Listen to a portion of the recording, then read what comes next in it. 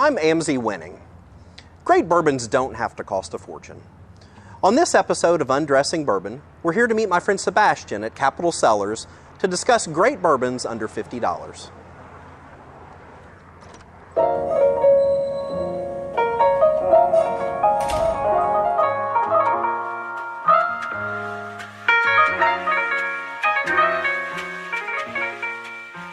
Sebastian, thank you again for meeting me to discuss some great and readily available bourbons under $50.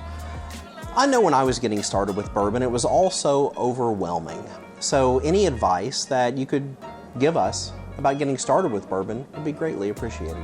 I think last time we talked, we were trying to, help our friends out to kind of stock their home bar, and they were just getting into bourbon, and we're just kind of curious, what are kind of some of the go-tos for, not breaking the budget? Because again, with, everything going on, kids and whatnot, I know you have a beautiful young daughter, so expenses add up pretty quickly, which is really kind of stuff we have to worry about. So I kind of want to discuss with you and get your opinion on too, or just kind of, what people are thinking and what they're drinking these days. Because we all kind of heard about, these big brands, these fancy bottles, $200, $300, $400. Some scotches can go for upwards of thousands of dollars. Same with bourbons. Is it worth the chase? Is it worth all that stuff? At the end of the day, I want to have something that I can find that I fall in love with. Let's get started with some of the bourbons you chose and why. The main brands that we can kind of find all over the place, for a little bit stronger style, I'm not really going to go into the flavor profiles, but Wild Turkey 101, it's iconic. It's so good. It's really, really nice. What you can see here, this is amazing product, pretty local to us over in Lawrenceburg. Amazing stuff that you can find on your normal retail shelf, and it's going to add that beautiful pepper note, and it's a little bit stronger, so maybe that not be your style. We also have this beautiful one that we can find readily available as well. That's super amazing, the Four Roses Small Batch. It's a great everyday drinker that's not too crazy expensive, that again, you can find on a regular basis. And again, these are both going to be different styles. So what we're really looking for is kind of finding out what kind of style do we like. These are going to be more that traditional style bourbons. We also have this beautiful Knob Creek done by the Jim Beam Company. Really cool. That makes a great cocktail if you don't want it neat. Old Fashions, Manhattans. This is a great, great one for that. Same with this one down here, Bullet. We're gonna find these just readily available across different state lines, not just Kentucky. Yellowstone's another great example of just an easy sipper that's amazing, that you're gonna be able to find on your shelf too.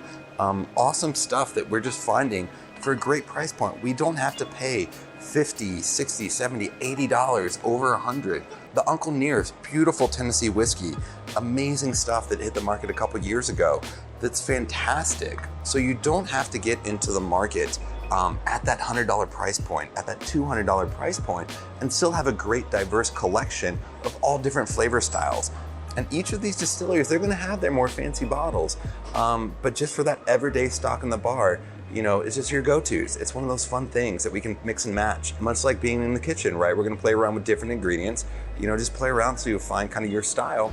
And then once you find that style, maybe do a little research on other companies that are similar to that, or maybe explore their different lineups from that same company. If I have a flavor profile that I prefer, let's say it's sweet and smooth, is there something on the label that can help me find a new bottle of bourbon that'll meet that same profile?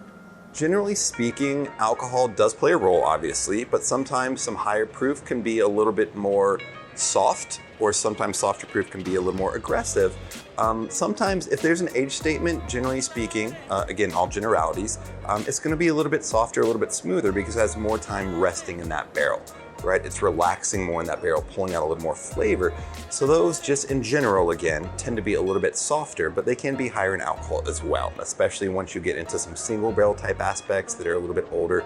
Or if you do just a little bit of research, kind of learn the basic two kinds of bourbons with the wheat-based bourbon or your more traditional style. Wheat-based, again, is going to be a little bit sweeter in general, just based on the grains they use. So my recommendation would be kind of see what wheat-based bourbons are out there if you like the sweeter styles. Otherwise, just kind of play around with there's some amazing $20 and under bottles out there. It's just pick and choose, which is really cool. And if you don't like the taste of it, you can always cook with it. Make some bourbon balls. Sebastian, thank you so much for meeting us today to discuss readily available bourbons that are under $50. Now, this is by no means an exhaustive list, but hopefully it gives us a good place to get started. And thank you for watching Undressing Bourbon. For more information and episodes, follow us on social media. On behalf of the Bourbon on the Banks Festival and the entire Undressing Bourbon team, thanks for watching. Cheers.